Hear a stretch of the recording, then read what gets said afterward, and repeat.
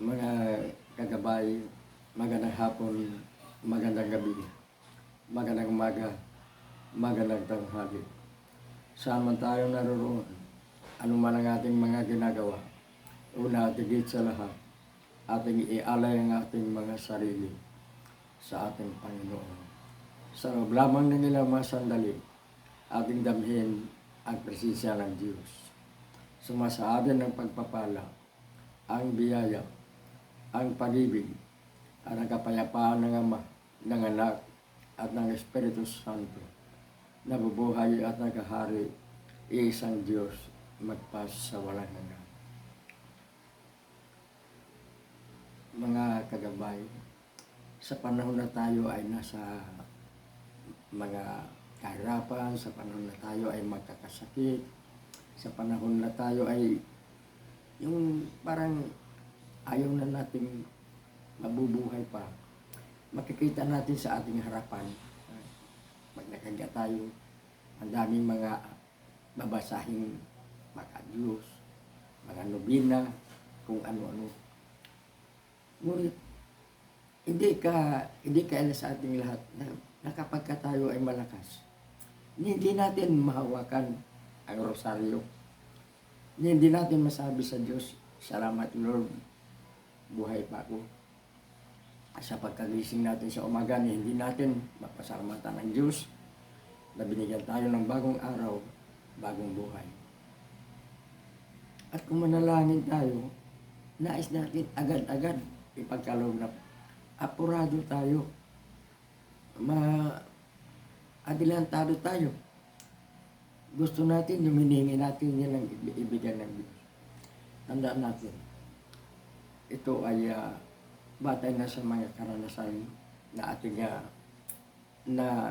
nakikita, ating napag-aralan, na kapag tayo ang panalangin, ay dininig, ay dinggin ng Panginoon. Isang magandang halimbawa ay yung isang mag-anak, pareho silang mabait, ang mag-asawa mabait. Ngunit ang problema, apat na ang anak nila at malapit nang lalabas yung panglima. Nagkataon na wala namang maraming trabaho sa konstruksyon na saan nagtatrabaho yung ama. Ang kanilang anak na panganay, siguro mga 12 years old, minsan isang gabi, narinig niya sa kanyang mga magulang. Sabi nung nanay niya, tayo paano ito, mga anak na ito. Wala pang gamot, wala pang mga damit na nakahanda para sa bata. Pag maginaw, mamamatay ang bata. Pag magkasakit ang bata o anong mangyari, saan tayo kukuha ng gamot? Dito, napaiyak ang anak habang nakikinig sa kanyang ina. At palibhasa ang batang ito ay mabait. Ito ay punto sa atin ng isang pare. Palibhasa ang batang ito ay mabait. Nung magising ang bata, papasok na sa school, nasa grade 6 na siya ng panahon na yan, dumaan siya sa simbahan. Umiyak siya, nagdasal siya. Sabi niya, Lord, huwag mong pabayaan ng aking kapatid. Bigyan mo siya ng damit, bigyan mo siya ng gamot. Marami siyang hinihingi, umiyak siya. At nang siya ay papunta ng school, dumaan siya doon sa nagtitinda ng balon. Bumili siya ng isang balon. At bago siya pumasok sa kanyang classroom, bago siya pumasok, kinuha niya yung kanyang ballpen at sinulatan niya yung balon. At mayroon siyang ilagay na nakasubring sulat doon sa balon na yan, dinikit niya. At pinalipad niya yung balon. Pinalipad niya yung balon. Pag-isang linggo, ayon sa kulto ng pare, mag-isang linggo, biglang may humintong jeep doon sa tapat ng bahay nung mag-asawang manganganak na yung babae. Huminto isang jeep na punong-puno ng mga kagamitan at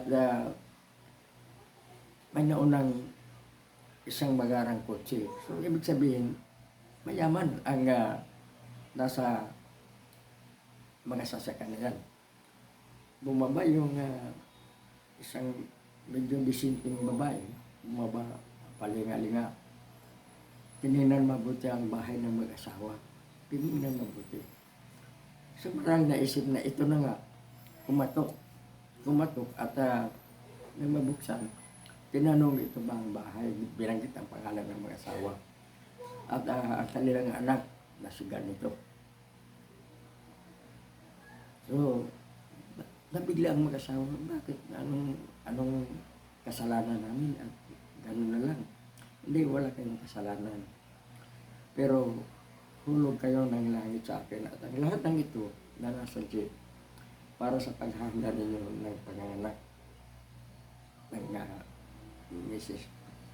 At saka na tayo mag-usap kung makapanganak na. Saka ko ikwento sa inyo ang pangyayari. So, umalis na yung kotse at ang jeep. Niwan yung mga gamit.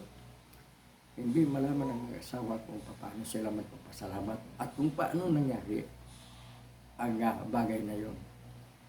Samantalang ito yung anak, wala rin, hindi rin niya alam kung ano yun. At tinanggap nila, tandaan. Nung makapanganak, makalipas ng 2 linggo, bumalik yung naghatid ng mga kagamitan ng bata. At ikuninto niya na nung araw na yun, nagdasal sa sapagat matulungan itong babae nito. Wala na patay na yung kanyang asawa, wala siyang anak. Malungkot ang kanyang buhay. Siya man nanalangin na sana magkaroon siya ng kasayahan sa buhay. Paulit-ulit siyang manalangin kung saan-saan siya nagnonobina, sabi niya. At ikuninto niya na habang nung umaga niyan, halos iiyak siyang nagdasal. Biglang may bumagsak na balon sa kanyang harapan. At ng kanyang buksan, nakita niya yung sulat na nanalangin sa Diyos na ipagkakaloob ang mga gamit na ito pagkakaroon sapagkat mamatay yung bata, mamatay sa ginaw, mamatay sa gutom, o kaya kung magkasakit wala silang gamot.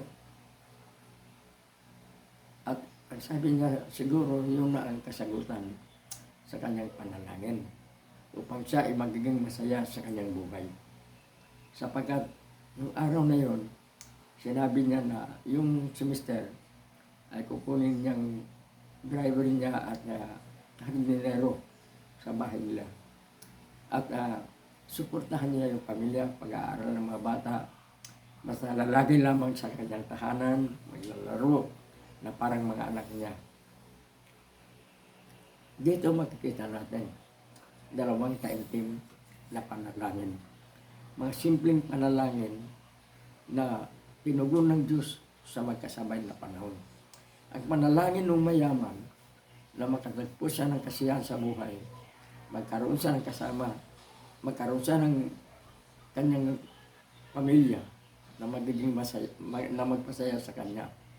At yung isang panalangin naman ay yung panalangin ng bata, sapagkat yung bata umiiyak habang darasal, nanalangin, naawa sa kanyang lalabas na kapatid, ipanganak ng kapatid niya. Sinagot ang 2 panalangin sa isang pagkakataon. Kaya tayo, manalangin tayo ng taimtim. Itong panahon ng Kwaresma, pag-aralan natin mabuti ang tapat at taimtim at taos-pusong panalangin.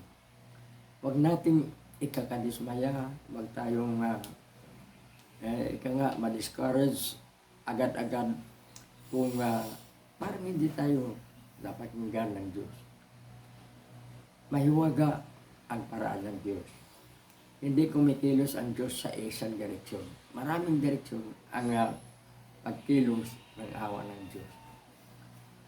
Ngunit ang Diyos mismo, si Jesus mismo ang nagsasabi, ang sino mang hihingi sa Ama sa pamamagitan ng pangalan ko, sasagutin ng Ama, may bigyan ng Ama, sapagkat kilala ko ang Ama at kilala ako ng Ama.